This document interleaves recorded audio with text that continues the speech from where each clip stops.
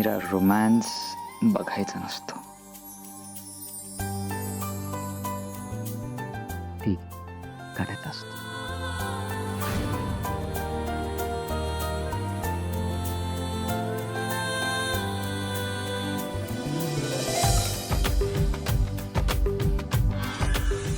ताई, अगं घाबरले ना मी. हो का? मला वाटलं लाजतीयेस.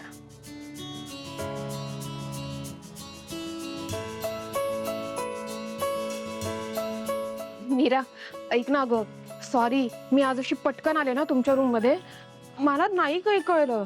आणि खरं सांगू, माझं ठरलं होतं की आता यापुढे मीराच्या खोलीत असं अचानक जायचं नाही म्हणून. मी पण ना वेडी.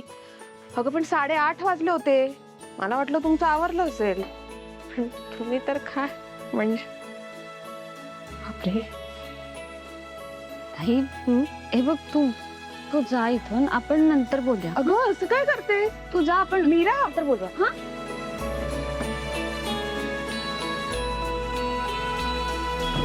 मीरा, मी काय म्हणते, त्यापेक्षा ना तुम्ही मला जरा तुमच्या वेळा सांगून ठेवा. नको? बर, यापुढे आपण किचन मध्येच भेटत जाऊ, चालेल तुला? ताई, आता उगाच त्रास नको ना देऊ. जाऊ देत ना. बरं.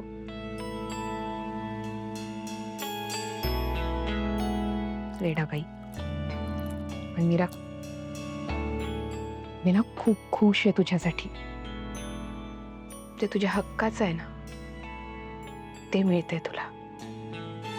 अथर्वने आता खऱ्या अर्थाने तुझा पत्नी म्हणून स्वीकार केलाय. आणि काय ग, खडूस म्हणायचीस ना त्यांना? आता कळतंय का किती प्रेम आहेत ते? ताई, मीरा, आणखी एका महत्वाच्या विषयावर तुझ्याशी बोलायचं होतं. मायाबद्दल बोलायचंय का?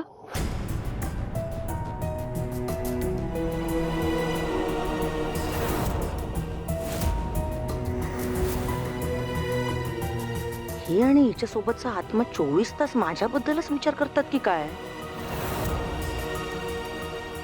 मी पोलीस स्टेशनला गेले होते. त्या गुंडांनी आत्ता तरी मायाचं नाव घेऊ नये याची सोय करून आले मी, पण आज ना उद्या ते मायाचं नाव घेणारच. त्यामुळे जे करायचं आपल्याला ते त्याआधी करावं लागेल. बरोबर बोलतेस तू. पण काय करायचं मग? काय करायचं म्हणजे? अजून काय बाकी आहे माझ्यासोबत करायचं? तेच तर कळत नाहीये. मी तोच विचार करतेय खरं.